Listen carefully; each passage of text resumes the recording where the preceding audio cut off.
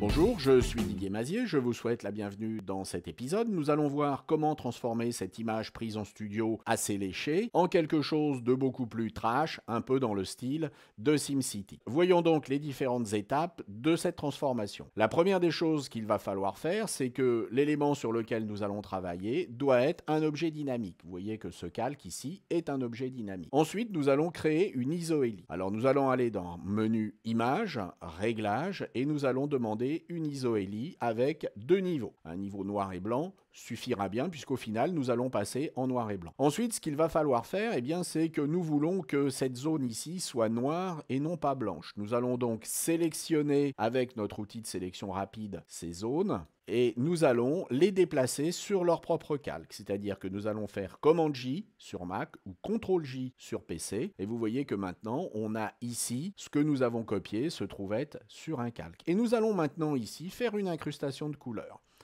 En réalisant une incrustation de couleurs, nous allons pouvoir avoir quelque chose qui est non destructif. Nous pourrons revenir sur cette couleur et la changer si nous le souhaitons. Nous pouvons maintenant passer en noir et blanc. Nous allons donc créer un calque de réglage qui va passer notre image en noir et blanc. Alors nous sommes maintenant en noir et blanc, mais notre image n'est pas assez sale. Alors comment salir cette image? Ici, nous allons ajouter un calque. Nous allons rester à l'intérieur du noir et du blanc. Nous allons revenir ici sur nos valeurs par défaut et nous allons, avec le menu filtre de rendu, sur ce calque, créer des nuages. Et nous allons maintenant choisir un mode de fusion qui va mixer ces nuages avec l'image qui se trouve dessous. Nous pouvons donc travailler par exemple avec la soustraction et vous voyez que nous avons ce côté un petit peu sale. Pour coloriser la robe en rouge, je vous recommande de revenir sur la valeur de départ où la robe va bien se distinguer en termes de couleur du reste. Si nous zoomons légèrement là-dessus, vous voyez que c'est beaucoup plus facile de la sélectionner que lorsqu'elle est en gris avec toutes les modifications. Nous allons donc sélectionner rapidement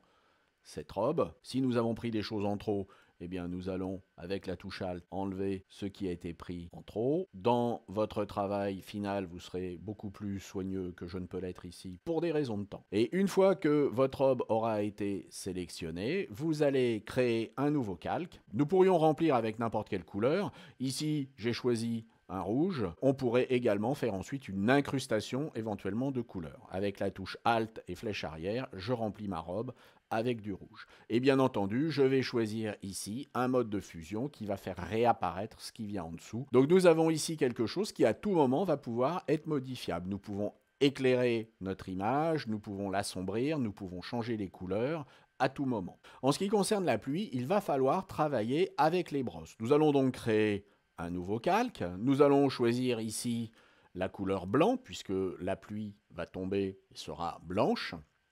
Et nous allons aller prendre une brosse et chercher des brosses qui peuvent être des brosses qui simulent la pluie. Alors j'en ai plusieurs.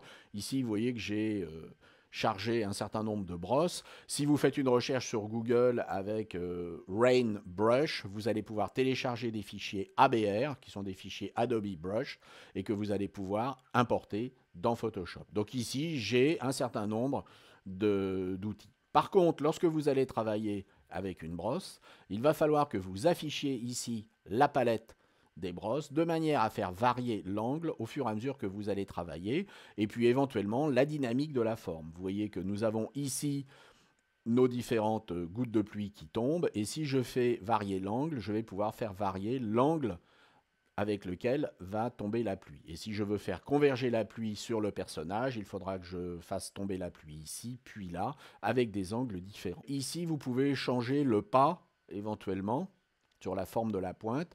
Donc sur la dynamique, vous allez travailler sur des variations de taille. Et puis vous pouvez éventuellement travailler sur de la texture si vous le souhaitez, ou sur du transfert. Vous voyez qu'ici, avec un transfert, on obtiendra des effets qui vont être des effets différents, par exemple une variation du flux. La seule chose qu'il faut bien penser, c'est ici faire varier l'angle de manière à pouvoir faire tomber la pluie, de manière à ce qu'elle converge. Donc vous voyez qu'ici, j'ai fait tomber la pluie de manière assez aléatoire. C'est intéressant de prévoir également des petits points, puisque ça représentera le rebond des gouttelettes. Nous avons donc une image qui est assez facile à réaliser et sur laquelle nous allons pouvoir ensuite travailler élément par élément. On va pouvoir tout à fait ici réduire éventuellement l'opacité de la salissure. Nous allons pouvoir modifier des modes de fusion, des incrustations en couleur, etc. J'espère que tout cela vous a intéressé, que vous allez pouvoir réaliser de très belles images et vous dis à très bientôt. Au revoir.